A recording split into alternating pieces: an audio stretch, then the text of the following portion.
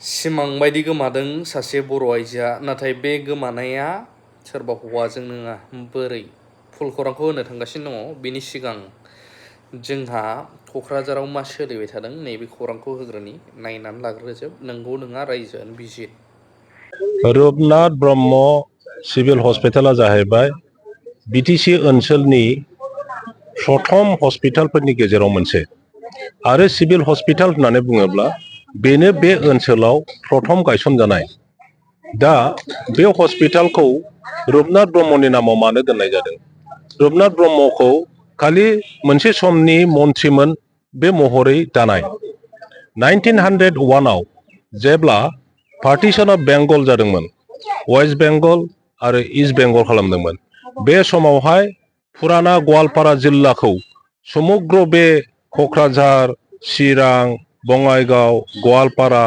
South मा होनना बुङो बे गोदान माबाया बेनिफ्राय धुबरी बे जिल्लाखौ बै समावहाय इस्ट बेंगलजों सामिल खालामनो नागिरदोंमोन दा बे प्रसेस्टाफोरखौ प्रटेस्ट खालामनानै दिनै आसामनि सिङाव आरो इन्डियानि सिङाव जोङो बे फुराना गवालपाराखौ मोननो हादों दा बेबायदि कन्ट्रिबिउसन गोनां व्यक्तिनि नामावहाय बे हस्पिटालखौ बानायनाय जादों दिनै बे जायगानि मानसिफ्रा मोजां देहा फाहामनायनि आसा खालामनानै भारत सरकार आसाम सरकारजों गोबां जुजिनानै आन्दलन खालामनानै मानसि थैनानै जे जोङो क'क्राझाराव गंसे मेडिकेल कलेज मोननो हाबाय आरो बे मेडिकेल कलेजखौ थांनाय बिपिएफ सरकारनि दिनाव बिटिसि समावहाय हाग्रामा महिलारिनि दैदेननायाव जोङो मोननो हादों दा बे मेडिकेल कलेज मोननायाव जोङो खुसि मेडिकेल कलेज जानायनि बिनिमयआव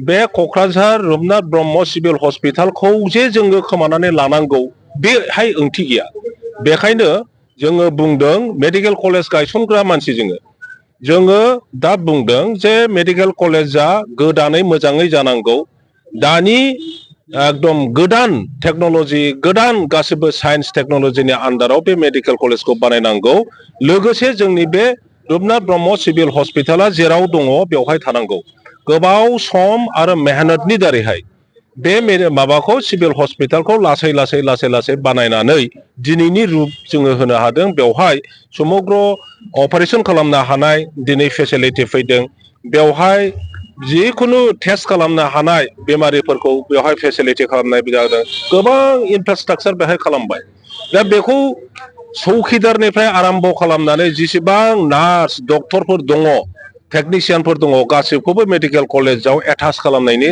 दिनै सिद्धान्त जादों बेवहाय जेसेबां मेसिनारिसफोर दङ लाइ लथरफोर दङ एयार कन्डिसननिफ्राय आराम्भ खालामनानै टेबुल सियार गासिबो मेडिकेल कलेजाव लांजोबनायनि बेवहाय सिद्धान्त जादों जोङो बिटिसि बासि हिसाबै आरो स्पेसियेलि बे क'क्राझार जिल्लाबासि हिसाबै बेखौ भेहेमेन्टलि जोङो प्रटेस्ट खालामो दुखु मोनदों जोङो खुनु खारनावहाय बे सिभिल हस्पिटालखौ उथायनो होनाय नङा बेखायनो बे आन्दलनखौ खालामबाय थानाय जादों बे डेम'क्रेटिक आन्दलन रायजो राजानि लुबैनायखौ जुदि मावफुंनानै होआ सरकारा अब्ला बे सरकारनि प्रति रावबो रायजो राजाफ्रा मोनसे बिश्वास थानाय नङा आस्था थानाय नङा आरो बे सरकारखौ रायजो राजानि एगेन्स्ट सरकार होननानै जोङो सिन्था खालामनो थाखाय बाध्य जागोन दिनैनि बिटिसि सरकार प्रमद बर'नि सरकार इउपिपिएलनि सरकारा बे सामान्य सिभिल हस्पिटालखौबो उथायनानै फोजोबनो नागिरनायथिं थांदों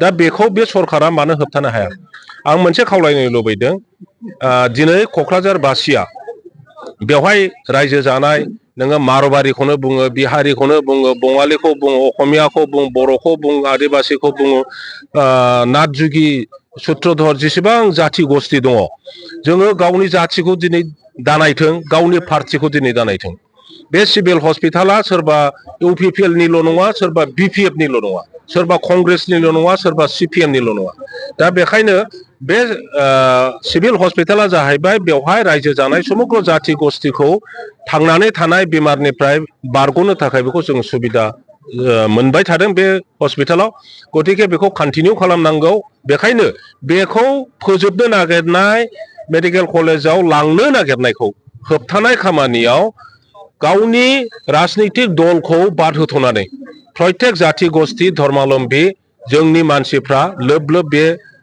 प्रटेस्ट खामानियाव बाहागो लानांगौ।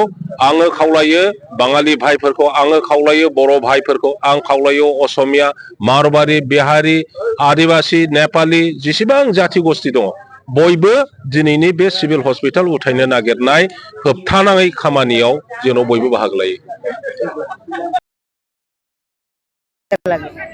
আমার বেসরগাঁও, আমার এই বেসরগাঁও যেটা আছে মেডিকেল কলেজ ওটা ওখানেই থাক, আর আমারটা আমার এখানেই থাক। আজকে দেন এই দেবরগাঁও এই তাতে যোৱাতে যদি বাটত কিবা হয় এইটো দায়িত্ব কাই ল'ব? আমাৰ মাইকী মানুহৰ যিটো এইটো বেদনা এইটোতো ল'ৰা মানুহ নুবুজে না, বুজে নেকি? এইটো দায়িত্ব কাই ল'ব? আমাৰ ইয়াতে থাকিলে মানে ভাল হয় আর কি। আমাৰ ইয়াতে আগত সবই হৈছে, সিজার, ডেলিভারি, কিবা ডেন্টেল দাঁতৰি হেৰি আছিল, সবই আছিল, ডাঙৰ ডাঙৰ অপাৰেশ্যন নেকি তাতে খুলছে, এইটো ভাল কথা। তাতে এইটো মেডিকেল কলেজ, আমাৰ ল'ৰা ছোৱালী পঢ়িবৰ কাৰণে বাহিৰত যাব লাগে, ইয়াতেই আছে। কিন্তু ইয়াতে যে খুলিছে সেই যন্ত্ৰ পাতি কেইটা মেচিন কেইটা লৈ আহক, ইয়াৰ পৰা মেচিনটো কিয় লৈ যাব লাগে? আমাৰ সেই পাব্লিক কেইটা ক'ত যাব পারবো নেকি? আমাৰ গরিব দুখীয়া মানুহ 200 টাকা টোটো ভাড়া দি আহা যাহা আমি পারলো, আর 5টা মানুহ পারবো নেকি? নরে নেকি? ইয়াতে রাত্রি 12টা এটা লগিন আহি ইয়াতে আহি ট্রিটমেন্ট করে, ইয়াতে ক'ত যাব? রাত্রি 12টাটা ক'ত পাব টোটো? ইহঁতে গরিব মানুহ। সবার ঘরে কি গাড়ি আছে নেকি? যেনেবা মোর ঘৰত আছে, বেলেগৰ ঘৰত আছে নেকি গাড়ী? গাড়ী লৈ যাব আছে? কেনেকে যাব তাতে? কাই লৈ যাব? কাবাই লৈ যাব নেকি? এতিয়া কথা মোৰ এইটোৱে লাগে, হস্পিটেলটো লাগে। যেতিয়া পৰ্যন্ত হস্পিটেলটো মোৰ ঘূৰাই নিদিব আন্দোলন চলি থাকিব। লাগিলে কিন্তু মই চিভিল হস্পিটেলটো লাগিব। थारैनो नोंथांमोना खौरांखौ नुबाय, ससेब्लाबो बुजिबाय जानांगौ। आरो नैबे मा घटना जामारदों बोरैहाय, माने नायग्रोदो भिडिअखौ ससे। सिगाङावनो बयनिसिमबो खुलुमनाय जासिग्रोबाय। साननैनि सिगां जोंहा न'खराव मोनसे घटना जादों। आंनि बिनानाव रश्मिनि नार्जारि नर्थ गान्दाबिल खैला मैलानिफ्राय गोमानानै दङ। जाथायाबो जेबो जायाखै। फिसाया सोरजोंबा रायज्लायनायनि नुसननायाव गावनो गिनानै मबाइल बुख्रुबनानै न'निफ्राय खारखोमादों। दा जोंनो बे मानसिखौ नांफिनगौ। अन्नानै सोरबाफोर बयबाफोर नुसनबायोब्ला नैबे नाम्बारावहाय कन्टेक्ट खालामनानै अन्नानै खोन्थाहरदो। आं फार्स्टआवबो नाम्बार होदों, दाबो होदों। सोरबाफोर नुयोब्ला कन्टेक्ट खालामहरदोलाय। जोंहा उफाय गैया जायो माखासे मानिखौहाय थिनथा बरबाय थाबा। होबाबो दाय, होआबाबो खायफा लेबेल लेखायदों मादों होनो। दाख्लैनिफ्राय बेमारफोरनि मानिबो बुंहरदोंमोन, नाथाय आं होनो मोनाखै, हायाखै। मानो होनब्ला आं बुंहरदों लिडारफोरनाव थांग्रो अननानै एसे। जों होबाल' पाब्लिकआबो बेसेबां मा खालामबावनो, लिडारफोरनावबो थांग्रोनाय होननानै बुंहरदों।